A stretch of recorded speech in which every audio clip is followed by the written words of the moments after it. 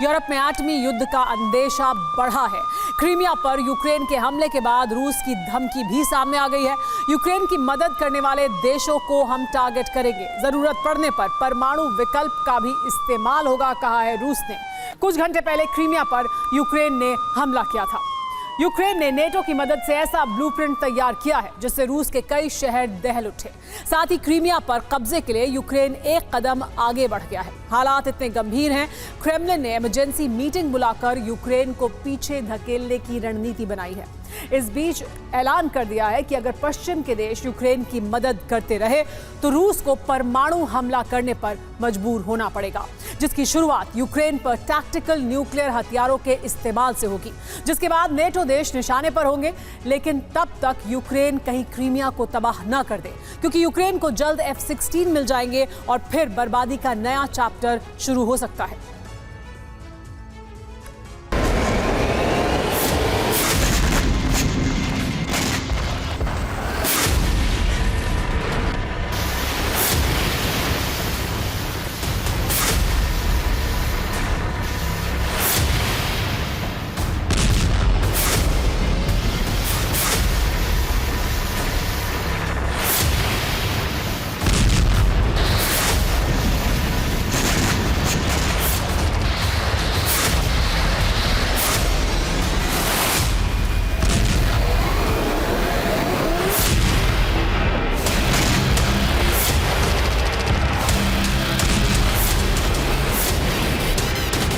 हालात बदल गए, वक्त बदल गया और जज्बात भी।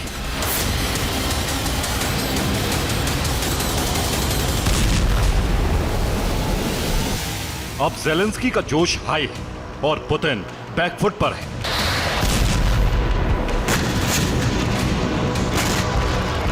कुछ महीने पहले तक तबाही की जैसी तस्वीरें यूक्रेन से आ रही थी, अब वैसी ही तस्वीरें रूस से आने लगी।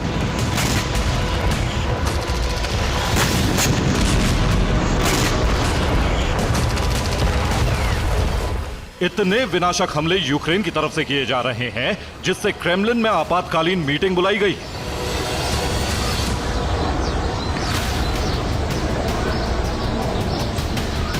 अब यूक्रेन विध्वंस का नया ब्लूप्रिंट बनाया जा रहा है, क्योंकि यूक्रेन रूस के उन ठिकानों को निशाना बना रहा है जो युद्ध में काफी अहम होते हैं।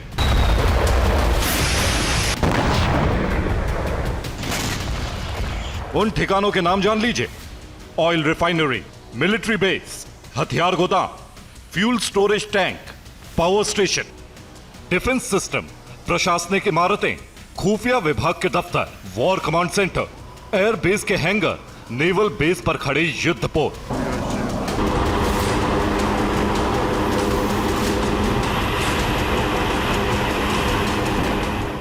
यूक्रेन ने पिछले 2 हफ्ते में क्रीमिया पर 10 से ज्यादा हमले किए हैं, जिसमें 3 हमले काफी बड़े थे, जिसमें क्रीमिया के 2 नेवल बेस पर काफी नुकसान हुआ। यूक्रेन के टारगेट पर रूस की सीमा से सटे इलाके हैं, जहां यूक्रेन ड्रोन भेजकर तबाही मचा रहा है। कुछ इलाकों में तो यूक्रेनी सैनिक भी जा घुसे थे।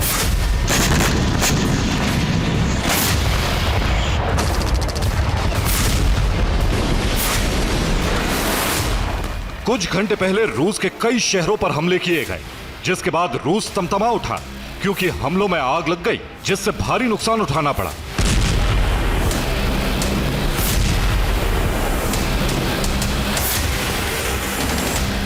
साथ ही रूस को यूक्रेन में कॉम्बैट ऑपरेशन रोककर डिफेंस पर फोकस करना पड़ रहा है।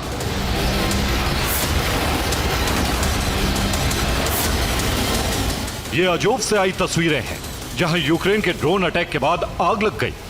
आग की कई फीट ऊंची लपटें उठने लगी।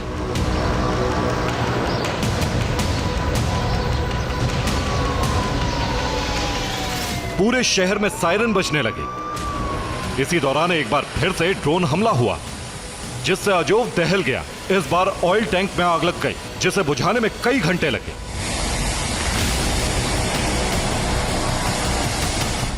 अजोव के अलावा रूस के दूसरे शहरों पर भी हमले हुए हैं। रात के वक्त रूस का बॉर्डर टाउन बेल्गोरोद भी दहल गया, जहां लगातार कामिकाजी ड्रोन से हमले हुए। कई ड्रोन रिहायशी इलाकों में भी गिरे।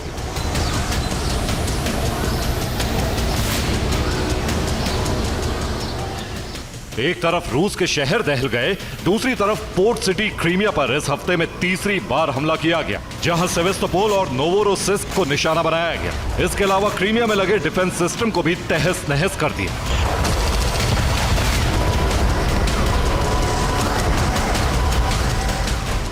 यूक्रेन ने क्रीमिया पर लगातार हमले करके पुतिन के गुस्से को बढ़ा दिया है। अब पुतिन के पलटवार पर निर्भर करता है कि यूक्रेन का क्या अंजाम होगा। यूक्रेन हाईटेक हथियार मिलने के बाद से ज्यादा हमलावर हो चुका है, इसलिए वो सबसे पहले क्रीमिया पर कब्जा करना चाहता है।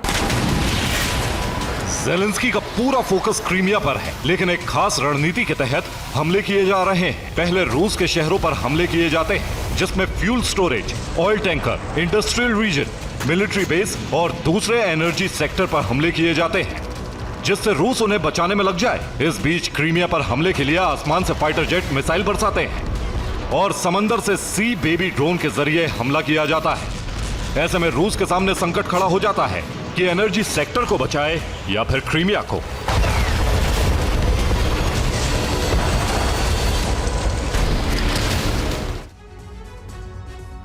यूक्रेन के हमलों से क्रीमिया जल उठा है। उसकी बड़ी वजह है रूस के डिफेंस सिस्टम का खात्मा।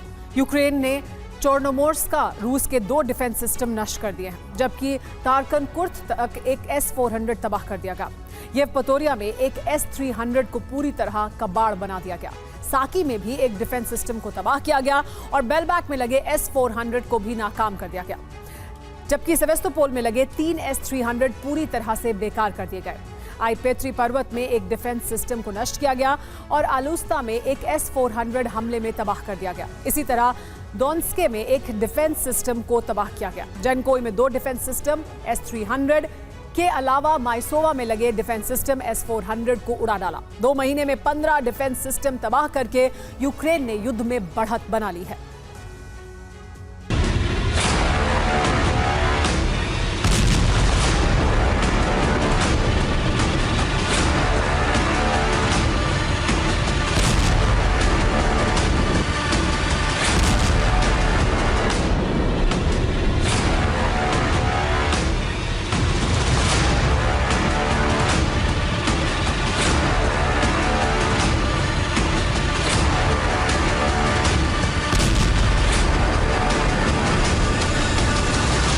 क्रीमिया में 15 एयर डिफेंस सिस्टम के अलावा यूक्रेन ने रूस के 17 से ज्यादा फाइटर जेट भी तबाह कर दिए।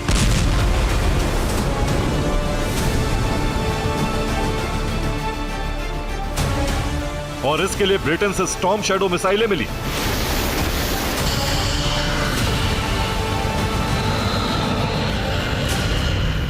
जबकि जिन ड्रोन से रूस को दहलाया जा रहा है वो अमेरिका से मिले हैं।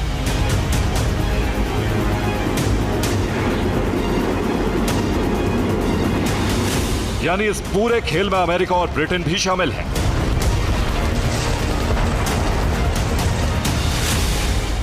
जबकि यूक्रेन ने यह भी कहा है कि F-16 की पहली खेप मिलेगी तो वो नाटो बेस पर तैनात होगी। इसका सीधा मतलब है पश्चिमी देश अब यूक्रेन को मोहरा बनाकर रूस की तबाही का सपना देखने लगे हैं।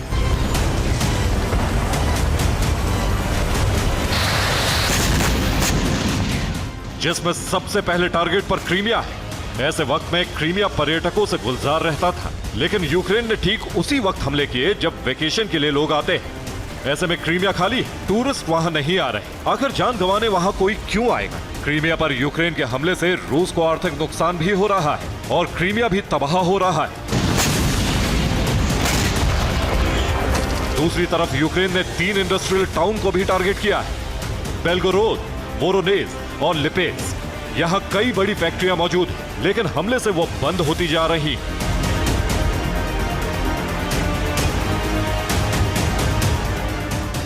अब यूक्रेन रूस को न सिर्फ तबाह कर रहा है बल्कि उसकी इकोनॉमी में भी डेंट लगा रहा है।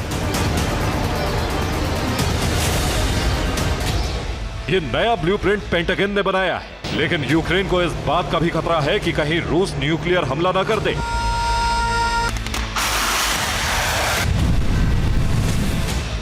कीव नेशनल सिक्योरिटी के सचिव की रिपोर्ट के मुताबिक अगर पुतिन को हार महसूस हुई तो वो परमाणु या टैक्टिकल परमाणु हमला कर सकते हैं। इसके अलावा रूस नाटो देशों को भी टारगेट कर सकता है।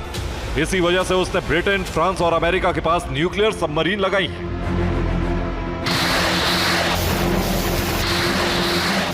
और एटमी ड्रिल कर रहा है।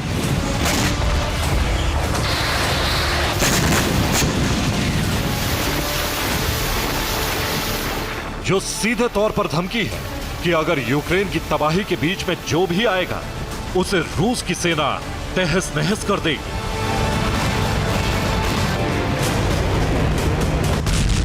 Bureau report, TV9 Bharatvarsh.